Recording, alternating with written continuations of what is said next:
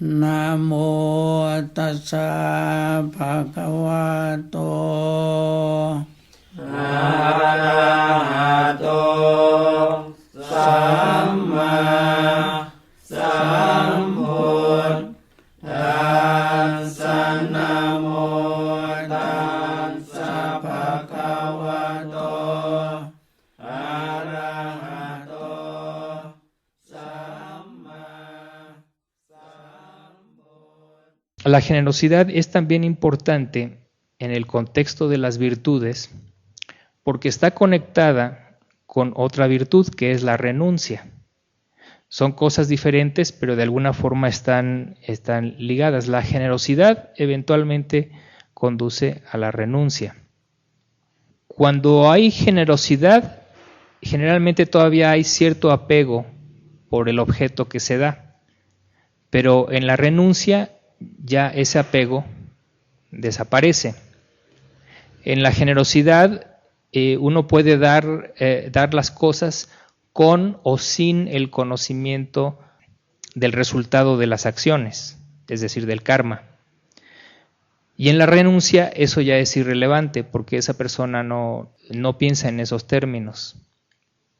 Se considera que la generosidad como es susceptible de ser perfeccionado, a veces se le considera o se le llama un arte, ¿no? El arte de la generosidad. Y es una cosa que aquella persona que está interesada en desarrollarla puede pulir en sus diferentes aspectos. Hay cuatro factores básicos o 4 aspectos básicos que uno debe considerar cuando uno practica la generosidad. El primero es, desde luego el más importante, es la calidad de la intención con que se da. ¿Sí? La calidad de la intención. Es el factor más importante porque es el factor mental que impulsa el acto generoso. Después viene el valor del objeto dado. Es otro aspecto que debe ser considerado cuidadosamente. En tercer lugar viene la calidad moral del recipiente o el desarrollo, si ustedes quieren, el grado de desarrollo espiritual de ese recipiente o de esos recipientes. ¿Sí? Es un factor que determina la potencia, por decirlo así, del acto generoso. Y finalmente, el último factor que se considera es el tiempo. Las cosas se dan en el momento oportuno o a destiempo, y es otro factor que se tiene que tomar en cuenta. Desde luego, como dije, la calidad de la intención es lo más importante. Al respecto, les voy a leer otro discurso corto para que se den una idea. En este discurso el Buda hace mención del resultado de la generosidad en términos del renacimiento, de los efectos que tiene en el renacimiento. Dice: una persona puede dar algo a los monjes y contemplativos buscando el beneficio propio o con una mente apegada al resultado benéfico esperado. Entonces, con el pensamiento «gozaré de esto después de la muerte», renace en compañía de los devas en el cielo de los 4 grandes reyes. Si su motivación es la convicción en el beneficio conferido al dar el regalo, con el pensamiento «dar es bueno», al morir renace en el cielo de los 33 devas. Si su motivación es el honrar las tradiciones y costumbres familiares respecto a la generosidad, entonces con el pensamiento «esto fue dado en el pasado por mi familia y yo he continuado esta tradición», al morir renace en el cielo de llama. Si su motivación es dar por compartir con los que no tienen, entonces con el pensamiento «yo tengo, ellos no tienen», por lo tanto no sería correcto que teniendo yo no regale a los que no tienen. Al morir renace en el cielo de Tusita, el cielo de los dioses contentos. Si su motivación es en aras de honrar a los grandes maestros y contemplativos del pasado con el pensamiento, así como los grandes del pasado hicieron numerosos sacrificios, yo me he desprendido de lo mío. Al morir, renace en el cielo de los devas que se deleitan en sus creaciones. Si su motivación es en aras de la serenidad y el gozo mental experimentado al dar, entonces con el pensamiento, cuando doy este regalo, la mente se torna serena y gozosa. Al morir, renace en el cielo de los devas que ejercen poder sobre las creaciones de otros. Si su motivación es la de buscar el soporte mental para desarrollar la concentración, entonces con el pensamiento esto da lugar al ornamento de la mente, al soporte mental para la concentración. Al morir, renace en la compañía de la corte de Brahma. Entonces, habiéndose terminado el efecto de ese karma, es decir, ese poder, ese estatus, esa soberanía, se torna en uno que ya no retorna al mundo de los humanos y ya no regresa a este mundo. Esta es la causa, esta es la razón por la cual una persona da un regalo de cierto tipo y no produce gran fruto, mientras que otra persona da un regalo del mismo tipo, produciendo en este caso un gran fruto, un gran beneficio. Entonces, este es un ejemplo ilustrativo precisamente del poder de la motivación o intención para dar. Entonces es el factor primordial. Pensemos que a veces, como tiene prevalencia sobre el valor del objeto, a veces nosotros podemos dar algo de no mucha valía, pero con una intención muy firme, muy elevada, y eso produce un gran mérito.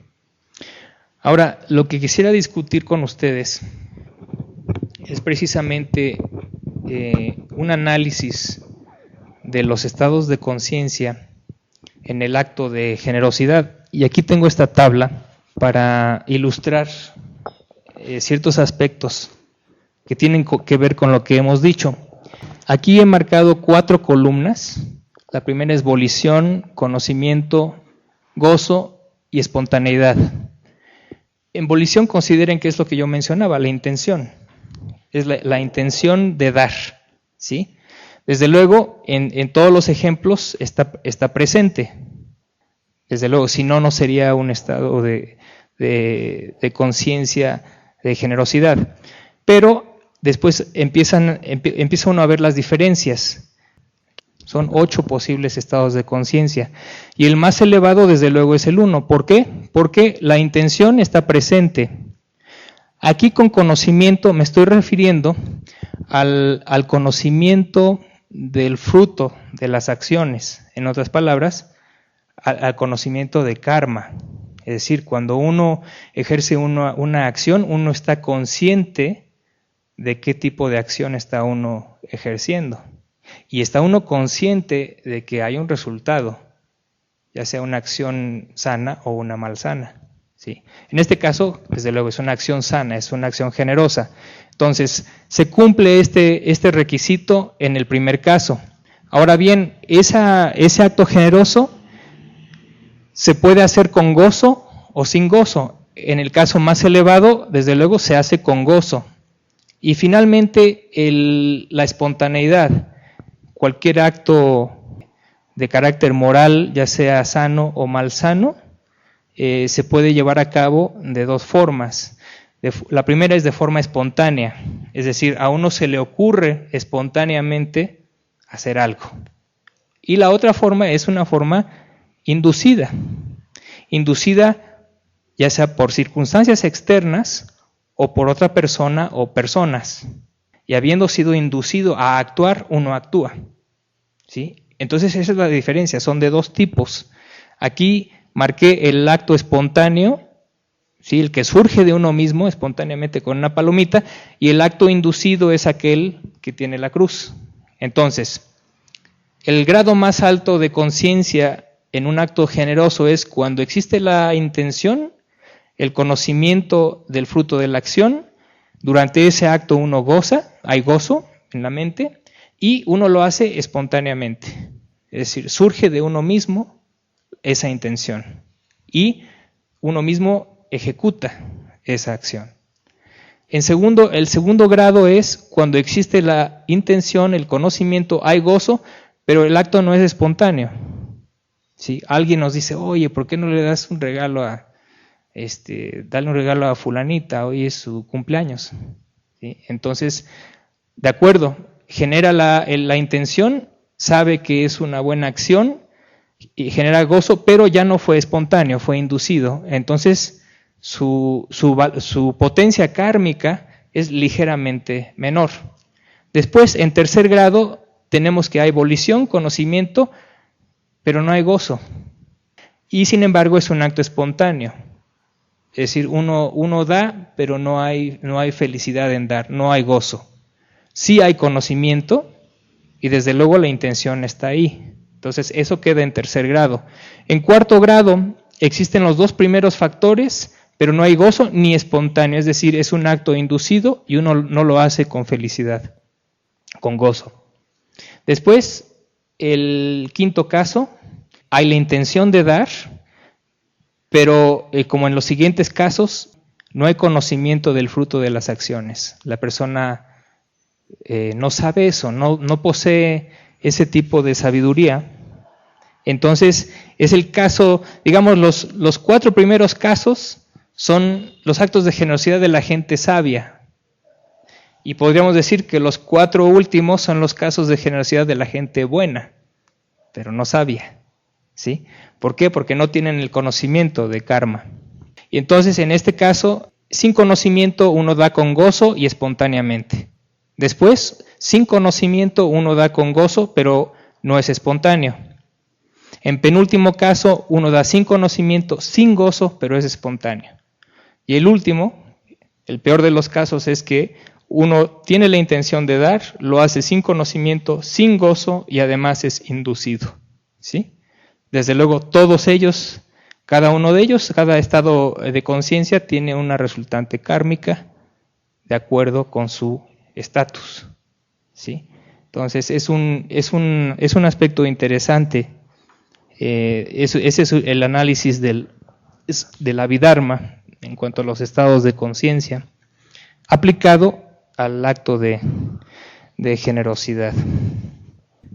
Bien, entonces eso por lo que corresponde a la intención. Después, el siguiente aspecto que hace prominente al acto generoso es el objeto que se da. ¿Sí? Entonces, idealmente, uno debe dar cosas valiosas, si es posible. Uno debe dar cosas limpias, adecuadas, ¿sí? No inadecuadas para el recipiente. Por ejemplo, darle un auto deportivo a un adolescente, a pesar de que es un objeto muy valioso, no es adecuado, ¿verdad? Hay que dar objetos precisamente que no perjudiquen ni al donador ni al receptor.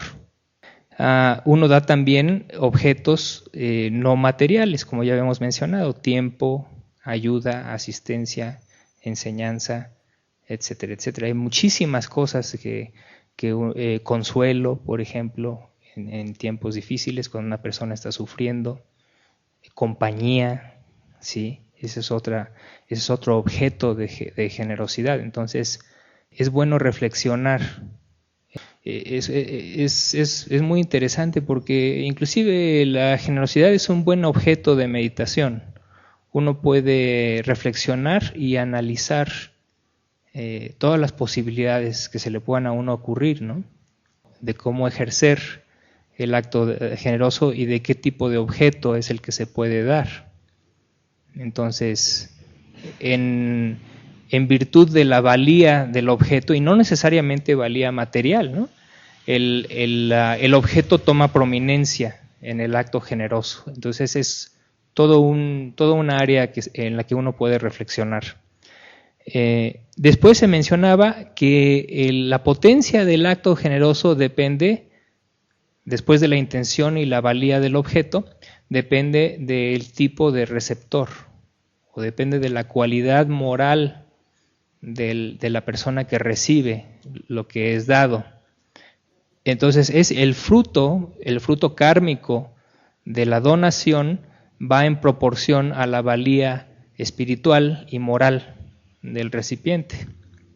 El Buda dice que en el Sutta de Velama, un sutta que habla de estas cosas, dice, en términos generales, dice que ofrecer algo a un animal, por ejemplo comida, tiene un retorno de 100 veces, se multiplica 100 veces el resultado. El resultado de dar a un ser humano de baja calidad moral tiene un resultado de 1000 multiplicado por 1000. Si se da a un humano virtuoso, el resultado se multiplica 10,000 veces.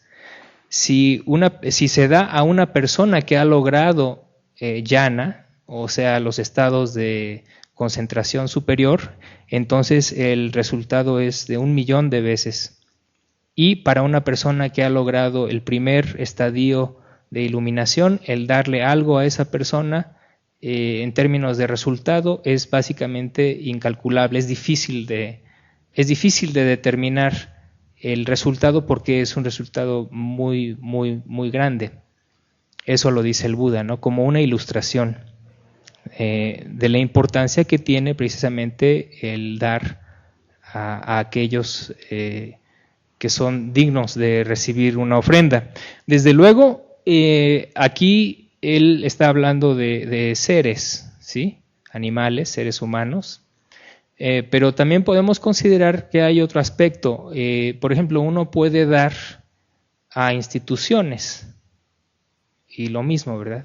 O sea, no es lo mismo darle una donación al Club América que darle a la Cruz Roja, ¿verdad? O que darle a un monasterio, por ejemplo. Sí, son instituciones, no son individuos, pero básicamente el principio kármico es el mismo, ¿sí? Y ustedes se pueden preguntar, bueno, ¿y por qué eso, no? ¿Por qué si le doy a una persona virtuosa tiene más valía que darle a un asesino? ¿Que no debería haber igualdad? No la hay, porque el darle a un asesino o a un psicópata simplemente, el beneficio es simplemente continuar con su vida, ¿no? Pero cuando uno le da a una persona de alta calidad moral, entonces esa persona, por virtud de su elevada calidad moral o de su logro espiritual, esa persona con su propia vida confiere muchos beneficios a toda la gente que lo rodea. Entonces, dar soporte a ese individuo o persona es sinónimo de estar ayudando a muchas otras gentes en forma indirecta.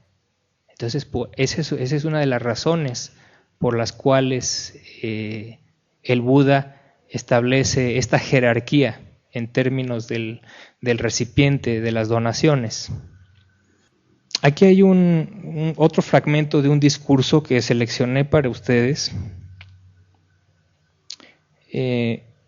Bueno, antes que eso, hay una frase del Buda. Dice, hay que dar especialmente a quien lo pide y a quien lo necesita. ¿Sí? No necesariamente vamos a estar buscando gentes o instituciones de alta calidad moral o espiritual.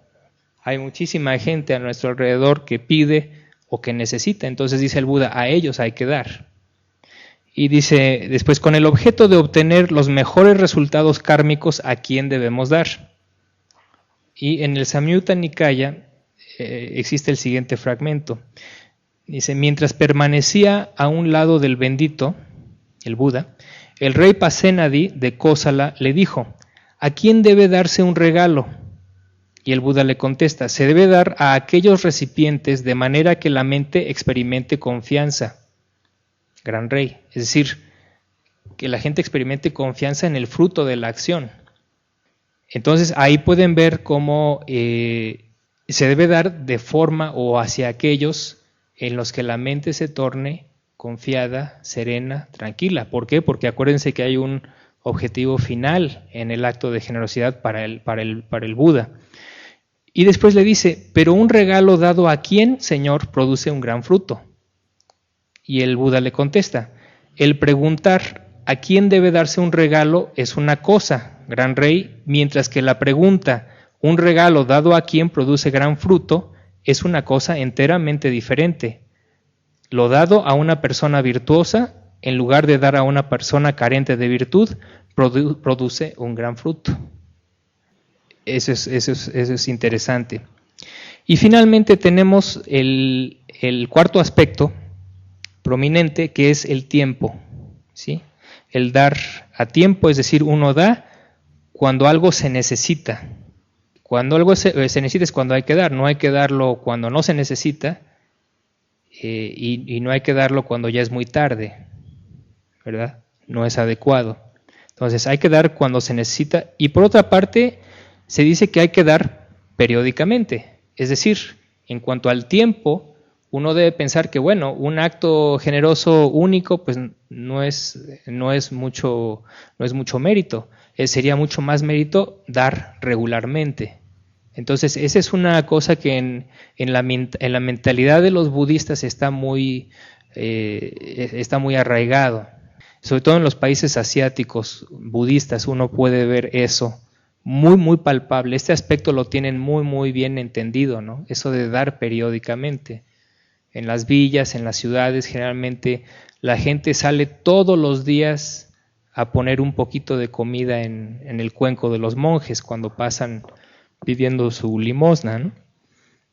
Entonces, o por ejemplo, regularmente van al monasterio a escuchar pláticas o a ayudar, etcétera. Entonces, ejercen ese acto de generosidad en forma regular. Eso es muy, muy importante y eso es algo que en nuestras vidas podemos analizar, ¿no?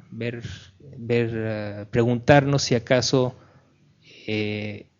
hago un acto de generosidad grande, pequeño, mediano, no importa tanto, pero sí regularmente. Es una cosa buena de analizar. Y finalmente se dice que en cuanto al tiempo hay que dar con gozo en los tres tiempos. ¿A qué se refiere esto de dar con gozo en los tres tiempos? Es muy sencillo. Cuando uno se dispone a dar algo, uno debe de generar gozo antes de darlo, ¿sí? Si por ejemplo pienso en comprarle unas flores a mi mamá porque le gustan mucho las flores a mi mamá, entonces lo que hago es desde que surge espontáneamente esa idea hasta el momento en que las compro y las doy, trato de generar felicidad y gozo en la mente por la anticipación de que voy a dar. Después, en el momento en que le doy las flores, lo hago con gozo también. Eso se llama el segundo tiempo. Y el tercer tiempo es, habiendo dado, ¿sí?, retrospectivamente uno analiza y recuerda lo hecho una y otra vez. A pesar de que haya pasado mucho tiempo, uno puede tornar la mente hacia un acto generoso en el pasado y generar gozo por haberlo hecho. Ese es el tercer tiempo. Entonces, los mejores actos de generosidad son los que contienen los tres tiempos. Es importantísimo, es muy importante esto. Y dice el Buda, en un acto que realmente es generoso, uno nunca debe arrepentirse, ¿no? Si di demasiado dinero y dije, ay, no debí haber dado tanto, no. Eso hay que tener mucho cuidado en eso. Entonces es muy importante esto de los tres tiempos. ¿Por qué es importante?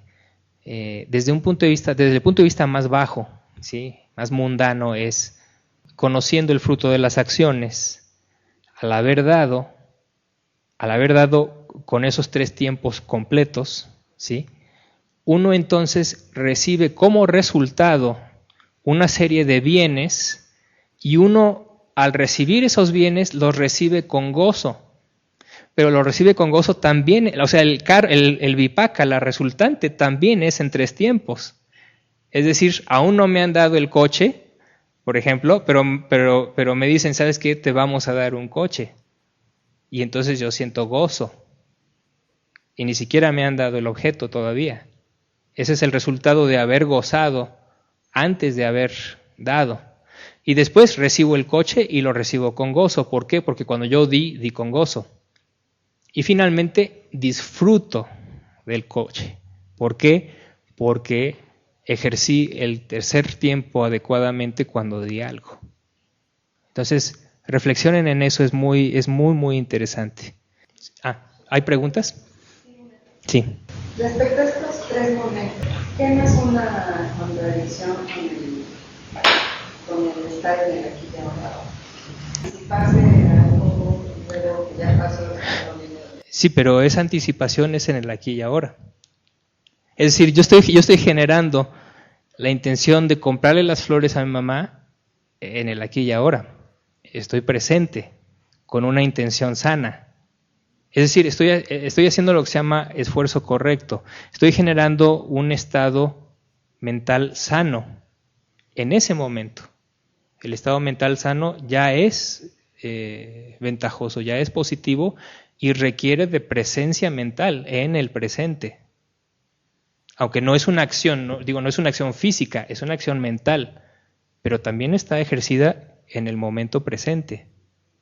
Cuando compro el regalo o cuando lo obtengo, también estoy plenamente consciente de que estoy en el momento presente.